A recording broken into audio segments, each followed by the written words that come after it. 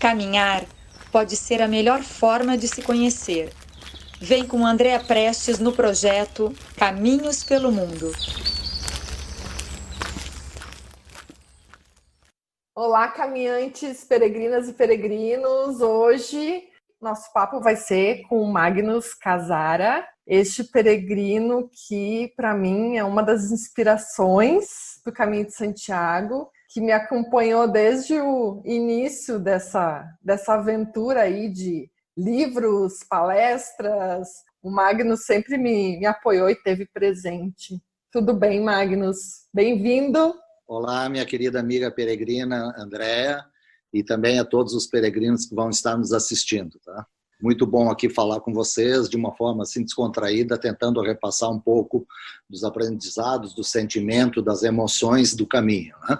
Isso, e o Magnus, além de ter toda essa experiência, né, de passar esses aprendizados, ele, para mim, teve uma ideia genial, que foi o livro O Diário de um Magnus. Quem não leu O Diário de um Mago, né, Paulo Coelho, para se inspirar, para fazer o Caminho de Santiago? Eu, pelo menos, fui uma dessas pessoas que conheci o caminho através, né, do Diário de um Mago. O livro, na verdade, começou meio que por acaso, mas antes eu quero que você se apresente e aí a gente começa toda essa história dos caminhos de Santiago na tua vida. Eu fui engenheiro durante a minha vida inteira, tá? Engenheiro sempre trabalhando na área de telecomunicações. E exatamente no final, quando eu me aposentei, é que eu consegui finalmente atender um sonho que era juvenil, que era fazer o Caminho de Santiago, um sonho que vinha desde a minha adolescência. Na época, sem internet, eu lia o que caía, o que eu podia atrás, li o livro da Ana Sharp, li o livro do Sérgio Reis, o pai da nossa querida amiga Adri, né? Então, o que eu podia fazer, eu lia. Mas, ao longo da vida, tá? A vida vai te tomando, tua vida profissional, tua vida familiar vai te tomando, e eu fui deixando para trás, mas eu sabia que, na hora certa, Santiago ia me chamar. Isso ocorreu justamente logo depois que eu me aposentei, isso depois de uma saída atribulada da minha vida profissional, em função de que o meio que eu trabalhava, que era o setor de telecomunicações nesse país, se tornou uma área não muito ética e eu não concordava mais ultimamente. Tá? Ou seja, as empresas de telecomunicações, seja qual for, ofereciam um dos piores serviços possíveis, cobrando uma das tarifas mais altas do mundo. E isso eu não concordava, fez com que eu saísse. E logo depois que eu saí, no primeiro, eu lembro bem, isso até é a primeira página desse meu livro aqui escrito. Logo depois que eu saí, o primeiro almoço dominical, o primeiro churrasco tradicional para um gaúcho, a nossa filha mais velha, a Carolina, me perguntou, tá, e daí, pai, eu não quero te ver de pijama. Né? Eu disse para ela, eu te prometo, tu nunca vai me ver de pijama. E aí eu olhei e eu disse para elas assim, quem sabe o caminho? Olha, foi na mesma hora a nossa filha menor, a Bárbara, a Lela, tá, saltou no meu pescoço e disse, pô pai, é isso mesmo, eu escuto tu falar sobre o caminho minha vida inteira, desde que eu nasci, então faz logo o caminho, porque senão tu vai inventar outras coisas daqui um pouco e tu não vai mais, tu vai te envolver com outros compromissos. E eu te juro que por uma questão de respeito ao relacionamento de mais de 30 anos com a Marilda, a minha esposa, eu na hora, mas eu confesso, isso está escrito inclusive, eu confesso que era contra a minha vontade pessoal. Eu a convidei. Eu digo, pequena, vamos fazer o caminho junto? A resposta dela não demorou 30 segundos. Ela olhou para mim e disse assim, esse não é o meu sonho, esse é o teu sonho. Então, faça sozinho. Cara, aquilo assim, ó, 3 meses depois eu estava de malas prontas, ou melhor, de mochila pronta, começando o meu primeiro caminho, que foi em 2010, fazendo sozinho o caminho francês. Então foi assim que eu realizei o meu sonho de adolescência. Ai, que lindo, né? A história de vocês dois, vocês são um casal incrível. Nossa, e inclusive a Marilda já está convidada para conversar com a gente, vamos aguardar. Eu acho que ela pode falar muito bem, porque depois, em 2013, nós fizemos o caminho português juntos. E naquela época, assim, a gente, sabe, quando a gente volta, a gente conversa muito sobre o caminho, e eu tinha que me cuidar, porque senão eu não parava de falar sobre o caminho. E aí, de repente, isso 3 anos depois, em 2013, ela chegou para mim e me disse assim, vamos fazer o caminho em português? Eu tenho vontade de fazer o caminho em português. E aí eu olhei para ela e disse assim, então agora é minha vez de dizer que você deve fazer o caminho sozinho. Ela disse, não, sério, eu estou te convidando, eu quero que a gente faça juntos. Então, por isso que nós fizemos em 2013 o caminho português a partir de Porto. Essa foi outra experiência. Aliás, eu já vou aproveitar e te perguntar então, Magnus, essa diferença de fazer o caminho sozinho e acompanhado. O que você diria para o peregrino que está indo pela primeira vez comparar essas duas formas de fazer o caminho? Eu penso assim, eu tenho muito cuidado quando eu falo sobre caminho, eu sou palestrante e eu sempre digo que cada um faz o seu caminho. Cada um tem a sua experiência, cada um tem as suas razões e, em função disso, todas elas são válidas, têm que ser respeitadas. Né? O meu motivo não era religioso, eu não sou uma pessoa muito religiosa, entende? O meu motivo era justamente buscar, entende, algumas respostas. E eu acho, então, que, em função disso, particularmente, eu acho que a gente tem que ser um pouquinho egoísta nesse caso, e eu acho que a primeira vez você deve fazer o caminho sozinho. E eu sempre penso que o caminho se divide, seja a distância que for, né? O caminho se divide em 3 etapas. A primeira semana é a mais perigosa, é aquela que você não achou seu ritmo ainda, você quer caminhar com outras pessoas, você quer conversar demais, e às vezes esse caminho é perigoso porque aí você até se machuca, porque você quer acompanhar alguém que é mais rápido que você, e isso, uma semana nesse ritmo, acaba doendo o seu joelho, sua lombar, sua cervical, e isso pode te atrapalhar. A metade do caminho, eu acho que é quando você se isola, você se introspecta, e você começa a questionar os motivos por que você está caminhando, levantando todos os dias, independente se tem sol ou chuva, né? E fazendo aquele teu caminho. E a última parte, normalmente a última semana, para mim é um misto de plenitude, você achou as suas respostas, sejam elas quais forem, e ao mesmo tempo é um misto de melancolia, você diminui o passo, você não quer chegar. Então, eu sempre divido o caminho nessas três fases. Tá? A fase inicial de euforia, a fase no meio de introspecção e a última fase de plenitude com um misto de melancolia. Ai, Magnus, que saudade do caminho, né? Olha, eu escutei tua última live em que você fala do caminho do norte e esse caminho está me chamando, é um caminho que eu não fiz ainda. Ele está me chamando, eu sei que ele está me chamando, mas eu não gosto de forçar. Eu tive alguns problemas recentes aí acompanhando minha mãe, que teve uma doença séria ali e tal, veio a falecer. Então eu me reservei um pouco, mas eu sei, na hora certa eu vou fazer o caminho do norte também. Mas me conta então como foi realizar o sonho lá da juventude. Foi quando você recém se aposentou, né, Magnus? É isso? Em 2010 que eu fiz a primeira vez o caminho sozinho, logo depois de eu ter me aposentado, depois de 37 anos trabalhando como engenheiro. E como é que foi? Muitas emoções, muitas histórias. Eu acho que eu, por exemplo, não tinha ideia. Como engenheiro de telecomunicações, eu tinha somente uma certeza. Eu não queria levar o meu celular. Então, eu não levei celular, eu deixei-o em casa. Aí as nossas filhas, nós temos 2 filhas, e nos perguntavam assim, tá, pai, daí como é que a gente vai se comunicar? E eu dizia, a gente vai dar um jeito. Nossa filha mais nova, que é blogueira, que é publicitária, ligada nesse meio, diz ela, pai, quem sabe a gente escreve um blog? E eu digo, filho, o que é isso? Na época, 2010. Não, pai, assim funciona tal, nós escrevemos um blog, tu pode entrar e escrever todos os dias. E foi assim. Foi assim que até surgiu depois o meu livro. Eu, ao final de cada jornada, tá, depois de lavar minha cuequinha, minha camiseta, minhas meias, de dar uma volta no povoado, que às vezes era tão pequeno que não demorava mais do que 5 minutos, eu, na época, não tinha internet. Não tinha internet, não tinha o Wi-Fi, mas tinha um terminal público de internet. E um terminal público que era o seguinte, 2010, você colocava uma moedinha de €1 num cofrinho, e abria a tela do computador e você tinha meia hora para escrever. E foi assim que eu escrevi meu blog. Em meia hora, eu deixava escorrer pelos meus dedos a emoção do dia, que estava muito quente, muito presente. E isso, mais tarde, foi, tá, até aqui na volta, quando um amigo, tá, colega nosso aqui da associação, da Casargues, me disse: Magnus, eu li teu blog e ele tem uma coisa, eu sou escritor, eu sou editor, e ele tem uma coisa que eu não tive. Eu, quando fiz o caminho, não escrevi nada.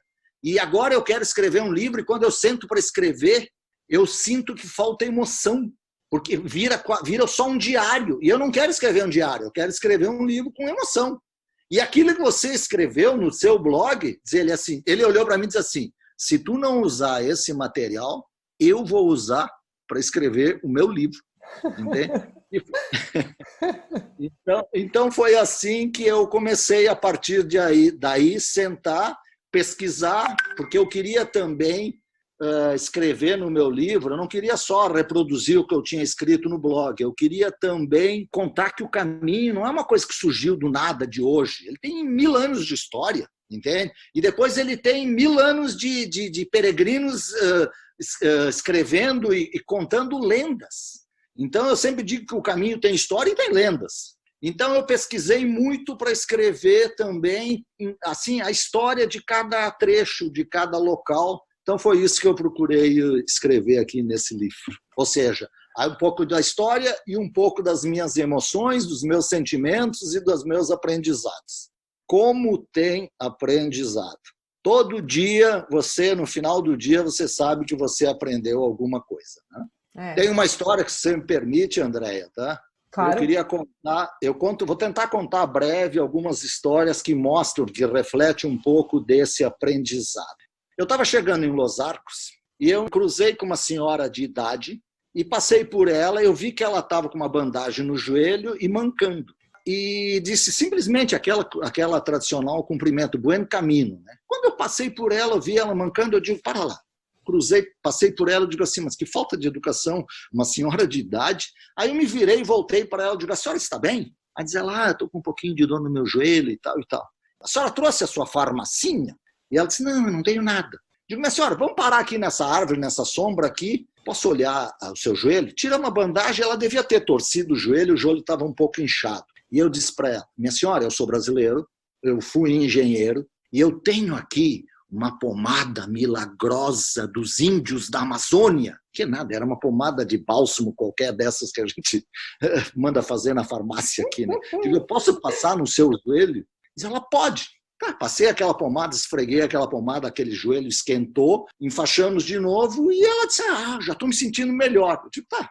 Aí cruzamos. Quando eu estava indo embora, ela olhou para mim e disse: onde é que tu vai? Eu digo: eu vou a Los Arcos. Disse: eu também pretendo chegar lá. Aí ela disse assim: se eu chegar lá, vamos jantar junto? Eu digo: claro. Cheguei no meu albergue, como eu saía cedo de manhã, cheguei no albergue no meio da tarde, tomei meu banho, lavei minhas roupinhas. No final da tarde eu vejo ela chegar. E ela disse: olha, se você me esperar, eu vou tomar meu banho e vamos jantar. Vamos jantar. No jantar a gente não fala nada. A gente só conta sobre as nossas expectativas do caminho. E ela só me disse que ela era inglesa, e eu apelidei ela de Lady. Ela me disse assim, lá no meio da janta, ela me disse: olha, amanhã aqui uma cidadezinha maior, eu vou dar uma olhada nesse meu joelho, vou tentar ir num hospital, tal, vou dar uma olhada nesse meu joelho e a gente se espera. O que a gente trocou só? E-mail. Na época a gente só trocava e-mail. Tudo bem, eu terminei meu caminho, voltei para casa. Um tempo depois eu recebo um e-mail dela e ela me diz assim: olha, Magnus, você foi muito importante. Você me deu uma lição de solidariedade porque você me ajudou num momento difícil para mim. E eu quero te dizer que eu cheguei aonde eu pretendia e eu agora quero continuar. O ano que vem eu vou continuar, vou ver se concluo o meu caminho. Pô, eu achei bonito, entende? E ela me agradecendo, né? Só que aí, quando eu vou ler a explicação, a assinatura dela, e vou pesquisar, ela era uma das maiores artistas plásticas da Inglaterra. Entende? Então isso mostra, eu disse para ela, eu respondi um e-mail para ela dizendo o seguinte: se eu te dei uma lição de solidariedade, você me deu uma lição de humildade. Ou seja, ninguém é maior do que ninguém no caminho. Então, isso reflete alguns exemplos. Né? Posso contar outra história? Por favor! É assim, eu estou chegando em uma pequena localidade chamada Bercianos, e no caminho a gente cruza muito com pastores ou pastoras de ovelhas. Né? Eu estou cruzando, me cruzo com uma senhora bem velha, idosa, com seu rebanho de ovelhas, e eu disse para ela, eu posso tirar uma foto sua? Ela olhou para mim e disse, pode, fez pose, e eu tirei aquela foto, né? E eu digo, muito obrigado, né? Aí diz ela assim, você sabe, diz ela, que se cada pessoa que me pediu para tirar a foto, eu tivesse ganho uma peseta, na época ela não falava euro, ela falava pesetas, entende? Eu não seria mais pastora e eu seria milionária. Pô, aquilo me tocou, né? Ele disse assim, e tu sabe que também, mas tem um problema, nunca ninguém me mandou uma foto de volta. Eu digo, minha senhora, tirei o caderninho, procurei na minha mochila o caderninho, tirei e disse assim, minha senhora, promessa de peregrino, eu vou lhe mandar essa foto. Escreve aqui, por favor, seu nome e seu endereço que eu lhe mando a foto. Ela olhou para mim e disse assim, ô peregrino, tu vai mesmo me mandar essa foto? Eu digo, sim, promessa de peregrino. Ela olhou, me devolveu o bloquinho e disse assim, eu não sei ler, não sei escrever. Aquilo me tocou mais ainda, né? Eu digo, minha senhora, não tem problema, me dita aí o seu endereço que eu lhe mando, né? Ela me perguntou de novo, você vai mesmo mandar essa foto? Eu digo, sim, promessa. Aí diz ela assim, não precisa escrever nada, só escreve a pastora. E eu voltei, uma das primeiras coisas que eu fiz quando eu voltei foi revelar e reproduzir uma foto grande desse tamanho, pesquisei o endereço, o código postal de Bercianos, escrevi só a pastora, botei dentro do envelope aquela foto e mandei para ela. Não sei se ela recebeu ou não recebeu, mas não me interessa. O que interessa é que eu cumpri o meu compromisso de peregrino. Então, essas coisas acontecem no caminho. E isso é muito, muito bonito, isso é muito importante, isso faz a gente crescer, entende? E pensar e ver que a vida tem coisas muito mais importantes. Né? Então, André, são histórias assim que eu gosto de contar. Se eu posso continuar contando outra, André? Claro que sim! Estamos aqui para ouvir as tuas histórias, viajar contigo pelo caminho de Santiago. Uma das respostas que eu queria era, eu tinha recebido, depois de ter trabalhado 37 anos como engenheiro e tal, eu tinha recebido muitas propostas para voltar a trabalhar nesse ramo. E eu não tinha certeza sobre o que eu iria fazer. E acontecia assim, você lembra bem, né? O caminho tem subidas e descidas, tá? E normalmente no topo de um morro tem, se você não reparou talvez, sempre tem uma estação de telecomunicações. Uma antena de celular, uma coisa desse tipo. Sim. E eu te juro que aquilo me apertava o peito, eu baixava os olhos e passava reto, nem olhava direito para aquilo. Aí eu estou chegando em Burgos, e quando a gente enxerga Burgos do alto, não sei se você lembra, assim, a gente enxerga Burgos lá do alto, depois tem mais 1h e tanto para chegar até lá embaixo em Burgos. Tá? Eu olho para o lado e vejo uma das maiores estações de telecomunicações que eu já vi. E ainda engenheiro, sempre engenheiro, olhando aquilo, eu dizia, ó, isso é uma antena disso, daquilo, desse tipo de equipamento, daquele tipo de equipamento, entende? E aí eu parei, voltei, olhei para aquilo e lá eu decidi, eu não quero mais trabalhar com isso, entende? Eu quero valorizar agora aquilo que tem valor, aquilo que tem importância, aquilo que me traz prazer. Entende? Eu quero ficar mais junto da minha família, eu quero viajar mais, eu quero curtir mais as coisas simples. Entende? Então, esse também foi outro aprendizado, ou seja, que a gente pode viver com tão... Não precisa mais, o que eu tenho já era o que eu tenho, o que eu trabalhei, o resultado do meu trabalho é suficiente para mim, não preciso mais do que isso. Então, também é outro aprendizado que o caminho te mostra, te ensina, entende? Desde que você esteja aberto para ele. Aquilo que eu sempre digo, né? Não passe pelo caminho, deixa o caminho entrar em você. Não sei se você sentiu isso também, André. Totalmente. E eu acho assim, Magnus, quem vai para o caminho e se entrega e fica atento, fica presente, é inevitável que vá passar por vários aprendizados. E depois o desafio, claro, é trazer isso para o nosso dia a dia. Né? Esse é o grande desafio. Eu costumo terminar minhas palestras dizendo assim, o verdadeiro caminho não é Santiago. Assim como eu, na época, achava que a minha meta era chegar em Santiago, em Compostela. E você aprende logo que a tua meta não é Compostela, a tua meta é o caminho inteiro. E voltando, eu digo para mim que o verdadeiro caminho não é o caminho de Santiago, entende? Não é o caminho português, o caminho francês, o caminho do Brasil, o caminho da fé, o caminho da ilha, seja o que for. O verdadeiro caminho é aqui, na volta, em que você deve aplicar aquilo que o caminho te ensinou no teu dia a dia, na tua rotina. Senão o caminho não tem valor. Entende? Ele vai ser 30, 40 dias que você passou lá e depois não tem mais valor. Tem valor se você aplicar aqui, no teu dia a dia, na tua rotina. É isso que eu penso sobre o caminho. É isso que eu penso que é o verdadeiro caminho de Santiago de Compostela. Entende? Aquele que você incorporou para dentro de você. Exatamente. Magnus, preciso que você nos conte a história da Missa do Peregrino, lá na Catedral de Santiago. É uma história muito especial. Essa é uma história que me emocionou. Tá? É o seguinte, quem participou já sabe que todo dia, ao meio-dia, tem a missa do peregrino, tá? Em que a maioria dos peregrinos que chegam diariamente com aquela emoção de passar pelaquele pórtico com a gaita de fole tocando. Quando chega na frente da igreja, que cada um manifesta aquela emoção que sente depois de 30 e tantos dias, 40 dias caminhando, aquela emoção de enxergar a igreja. Tem gente que se atira no chão, que rola, que chora, que berra, que grita, que dança, entende? E para mim, foi assim, eu tava, era plenitude realmente, entende? Eu estava só extasiado. Eu disse, poxa vida, eu estou aqui e eu consegui, eu obtive as respostas que eu queria. Aí passa essa emoção e você entra na igreja para assistir a missa do peregrino, né?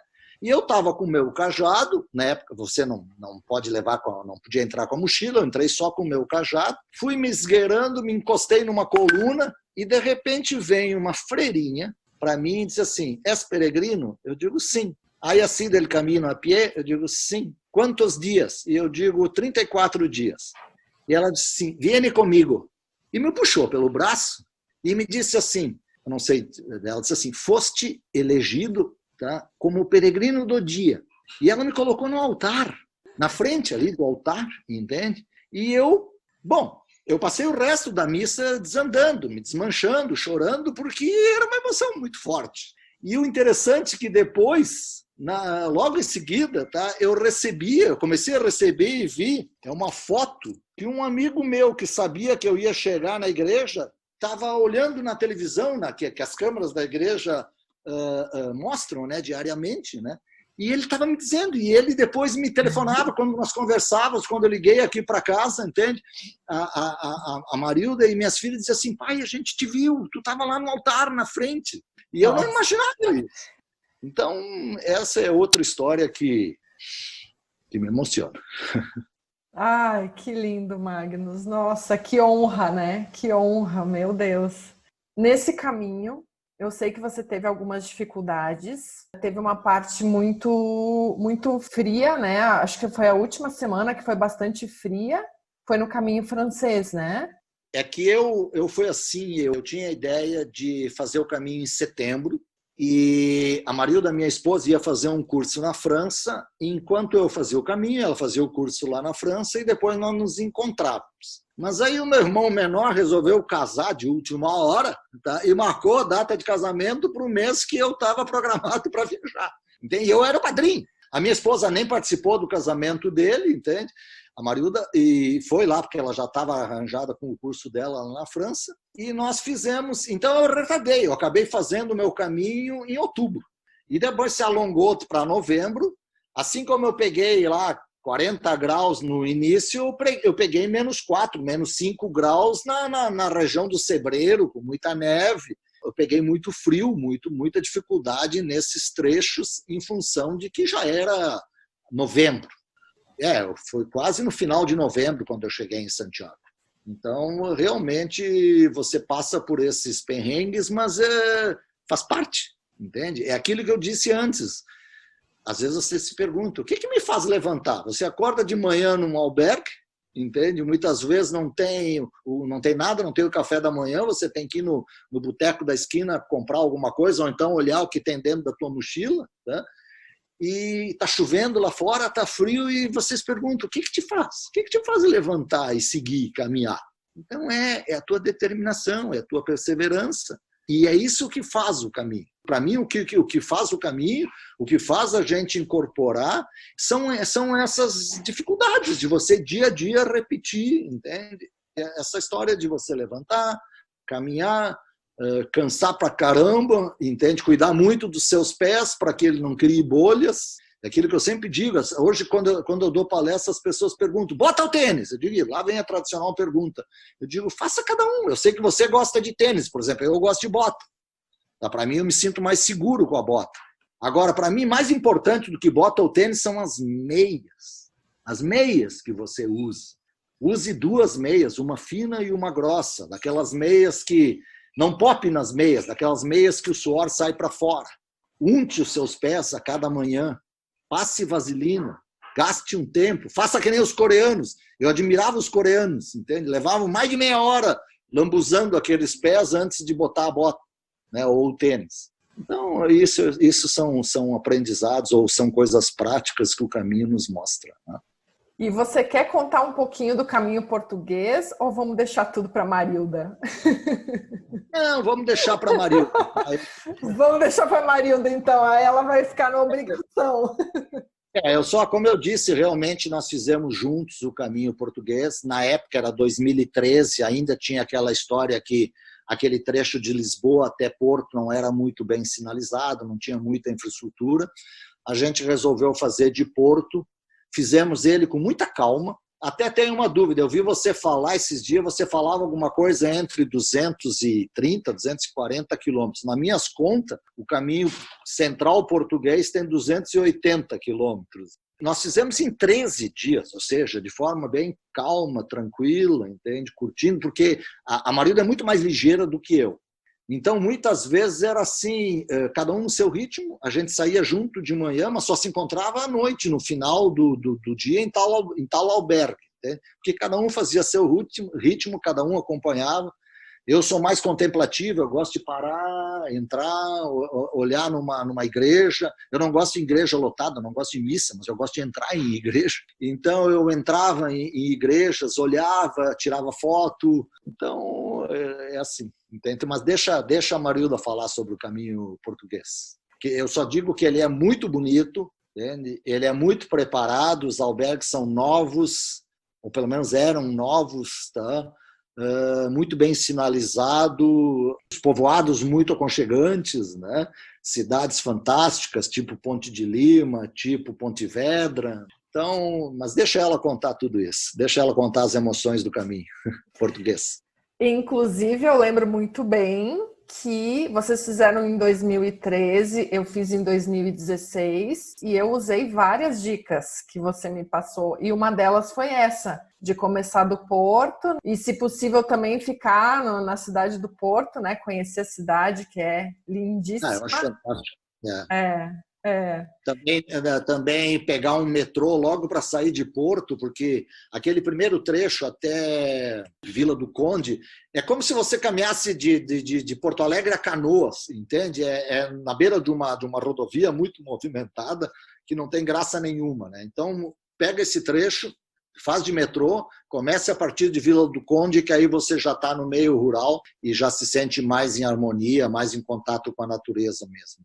E quero muito saber dicas para o caminho da volta da ilha de Florianópolis, que você fez em 2011, é isso? Nossa, tá muito na minha lista esse caminho e deve ser lindíssimo, né, Magnus? Dos caminhos brasileiros aqui agora, tá? Eu fiz somente o caminho da volta à ilha. Eu efetivamente recomendo. Ele é normalmente organizado pela pela ACASC, Associação dos Amigos do Caminho, lá de Florianópolis. Então eu conheci, eu participei, tenho alguns amigos peregrinos de lá. E eu fiz esse caminho, ele normalmente acontece 2 vezes por ano. Normalmente fora da temporada de verão. Ou é lá março, abril, ou então outubro, novembro. Você para somente em pousadas, tá? Pousadas de verão, mas que estão vazias nesse período. São 7 dias. Tá? Você sai da Figueira, ali na Praça Central de Florianópolis, num sábado pela manhã e volta no outro sábado de tarde. E sempre com a ideia de olhar o mar. sempre, se possível, olhando o mar, pisando na areia ou enxergando o mar. E eu, por ter casa lá de praia, lá em Santa Catarina, achava que conhecia tudo lá de Florianópolis, que é nada. Entende? Você passa 7 dias por lugares fantásticos, lindos. É muito bem organizado, sempre vai um guia lá da associação na frente, com os mais ligeirinhos, outro guia atrás com os retardatários, né? Muito bem organizada, normalmente com café da manhã e janta na posada, muito bacana, né? Eu, particularmente, não gosto de almoçar enquanto eu caminho. Eu gosto de levar uma barra de cereal, um chocolate, muita água, mas eu normalmente não almoço. E jantar é outra história no caminho muito interessante, né? Eu gosto muito de cozinhar, então, assim como eu muitas vezes chegava no albergue, aquele que te permitia, tinha cozinha, que te permitia fazer uma janta, eu dizia, ó, pessoal, é o seguinte, ó, eu estou saindo para o mercado agora, vou fazer uma massa com almôndega, ou então vou fazer um risoto. Quem quer participar? Levantava 2, 3, 4, lá levantava, digo, pessoal, eu estou indo no mercado, alguém vai e compra o vinho é por conta de vocês. Né? E assim eu voltava, e a gente, às vezes, eu gastava 8, 9, 10 euros, e nós comíamos em 4, 5, 6, ou seja, ficava muito barato. Então, era bacana, era um momento de muita confraternização. Assim como, às vezes, também, se o albergue não tinha cozinha, eu gostava de ir no boteco da esquina e pedir o menu do peregrino. Tão simples, né? Aquela folhinha com 3 opções de entrada, uma sopinha, uma salada, uma coisa seguinte, 3 opções de prato principal, em que eu normalmente escolhi qual é o prato mais típico aqui do local. O cara me botava o dedo e eu digo, é esse que eu quero. Tá?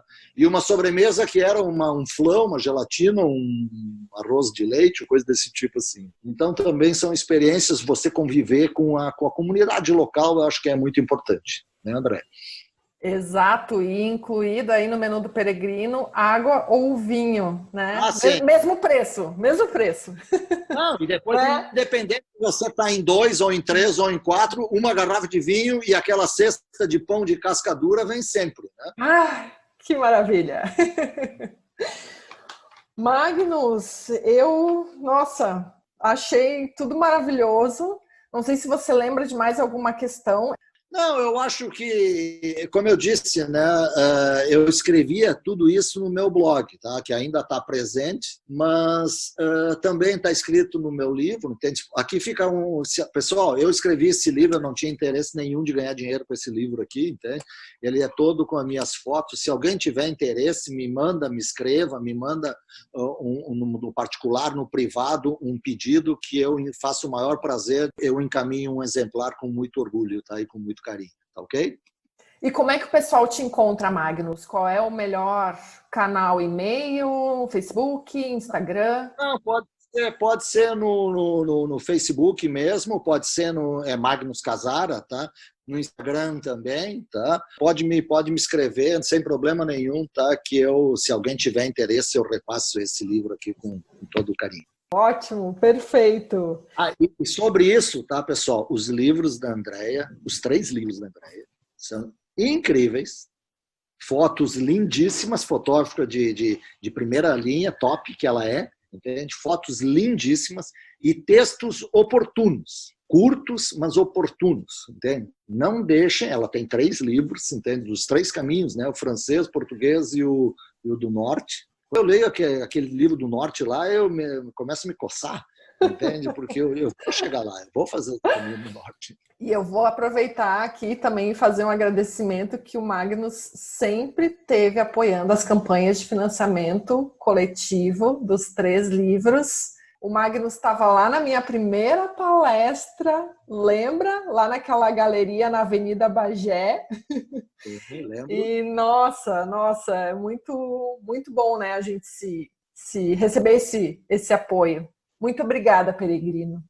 É isso, eu acho que é importante. Eu acho que o importante é exatamente isso. Nós temos que, é o mínimo que a gente pode fazer, entende, para retribuir aquilo que o caminho nos ofereceu. É a gente orientar, é a gente focar. Hoje eu estou muito feliz que a nossa associação local aqui, a Casar, que está na pessoa da nossa amiga Adri, entende? Do Gilberto e da Esther, lá de Caxias do Sul, entende? Eles fazem foco, eles põem foco aqui na nossa associação no peregrino novo, aquele que chega lá cheio de dúvidas, cheio de perguntas, entende? Eu não quero contar muito lá as minhas histórias, me interessa é tirar as dúvidas desse peregrino novo que está ansioso, não é, André? Exatamente. Nós fomos assim também. Sim, eu fico assim encantada de poder colaborar um pouquinho que seja para um peregrino realizar esse sonho que é o Caminho de Santiago, né? Se a gente puder dar uma ajudinha, nossa. Mas pode estar certo que você fez isso, está fazendo isso muito bem com os teus 3 livros, com o teu blog dos Caminhos do Mundo e também pelas lives que você tem feito aqui recentemente, né, no meio dessa nossa pandemia aqui maluca, né? Mas acho que a gente vai sair melhor dessa pandemia. Acho que a gente vai valorizar mais as coisas que realmente têm importância. Eu acho que nós vamos entrar mais em contato com a natureza. Eu acho que a gente vai sair maior disso tudo. Também estou confiando nisso. Então, querido, vamos para umas perguntinhas finais? Claro. O que não pode faltar na tua mochila? Meias. No mínimo 3 pares de meias boas.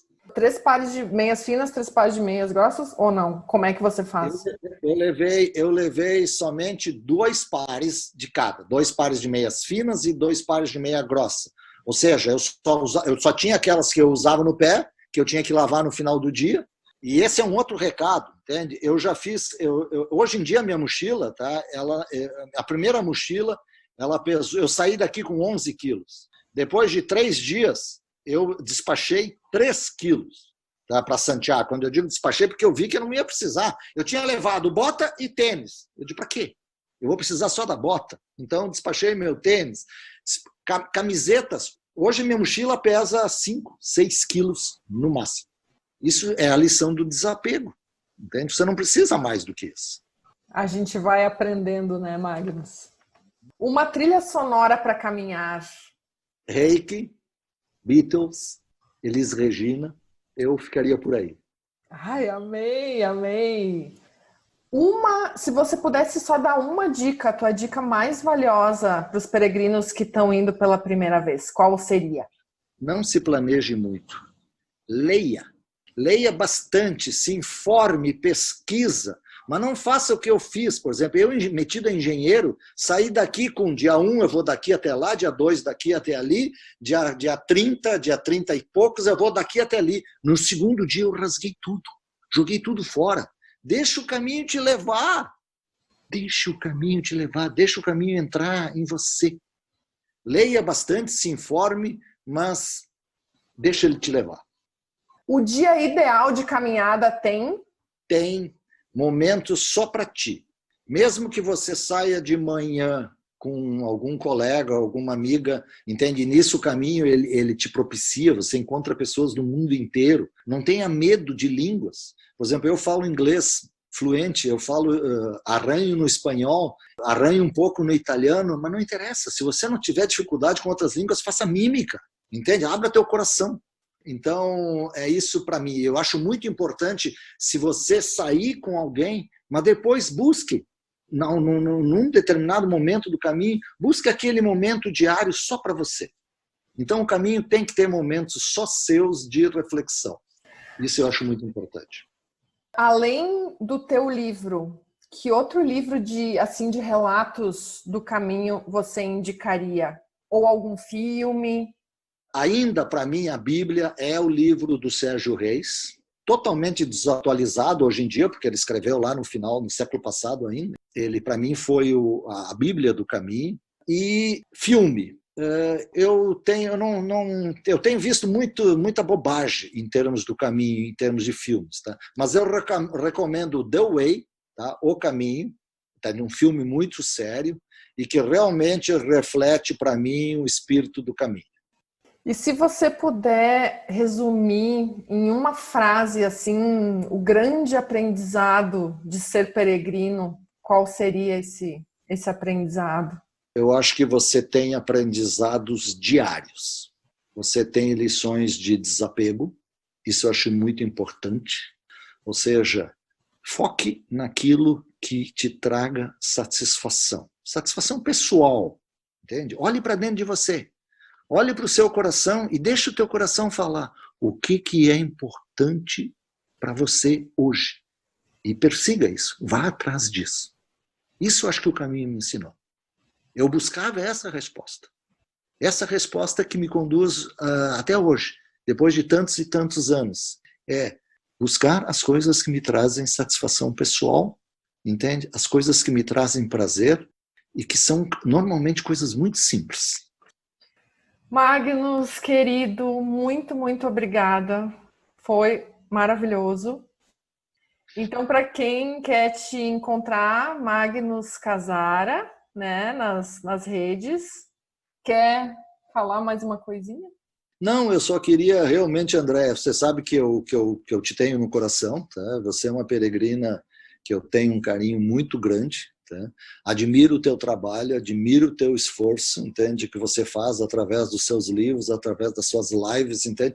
Porque você demonstra isso, aquilo que eu disse antes, você tem muito presente que nós precisamos e nós devemos, entende? Ajudar aquele peregrino novo, aquele que tem intenção, aquele que tem dúvidas, o novato. É esse peregrino que precisa ajuda de nós, peregrinos veteranos. Exatamente. A admiração e o carinho são mútuos contigo e com a Marilda querida, que quem sabe uma hora então a gente conversa aqui com ela. Vai, convence ela, a Bruna sempre gosta de ficar, ela é mais reservada, entende? Mas ela gosta, entende? Então insiste que ela vai contar umas histórias bem legais do caminho português. Ai, querido, muito obrigada então, um grande abraço e bons caminhos para todos nós. Buen camino e ultrae Suzeia, sempre em frente, com o espírito elevado, principalmente no meio dessa pandemia que nós estamos. Vamos manter o espírito elevado sempre. Isso aí, gente. Até a próxima. Beijo. Beijo.